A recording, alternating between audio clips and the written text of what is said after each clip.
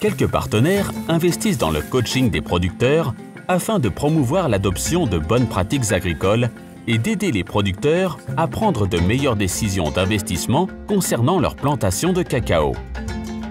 Un exemple vient des activités de coaching de ces mois. Nos activités consistent à faire des champs écoles, à établir des programmes avec le producteur, des programmes de suivi avec le producteur. Ensuite, aller sur la parcelle, déterminer une partie pour faire la démonstration pour qu'il puisse continuer dans le reste de la plantation. Bon, avec le producteur, je passe une fois dans le mois puisqu'il y a plusieurs producteurs. Et avoir 1h30 avec le producteur dans sa plantation pour voir les activités qu'il a menées.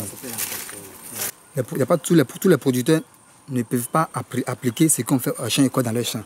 Mais néanmoins, avec le coaching, on réalise qu'après le passage, les producteurs continuent au moins le travail qu'on les apprend.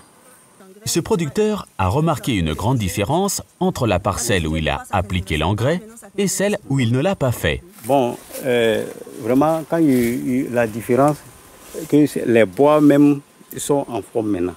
Voilà, je vois les pieds où j'ai mis là, et puis les autres là, c'est pas la même chose. Les feuillages.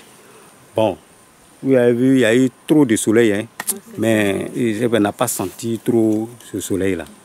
Voilà. Ce côté-là n'a pas reçu engrais, vous voyez. Vraiment, c'est dégradé. Voilà. Mais où qui a reçu en bas, c'est bien frais, donc le cacaoyer est résistant. On a constaté que les champs écoles touchent un large public en termes de participation, mais en termes d'adoption des pratiques, il y avait quand même un travail complémentaire à faire. Donc on s'est rendu compte qu'en plus des champs écoles, apporter aux planteurs un suivi individualisé permettrait d'avoir de meilleurs résultats.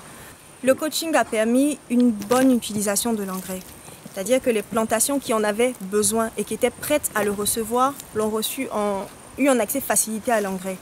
Les plantations qui n'en avaient pas besoin ou qui n'étaient pas prêtes en l'état à recevoir de l'engrais, on a plutôt insisté sur les activités préparatrices, c'est-à-dire les plantations qui sont très vieilles, dans lesquelles l'engrais n'apporterait pas quelque chose tout de suite. On a plutôt incité le planteur à réinvestir plutôt dans la réhabilitation ou la replantation avant de passer à la phase d'épandage d'engrais.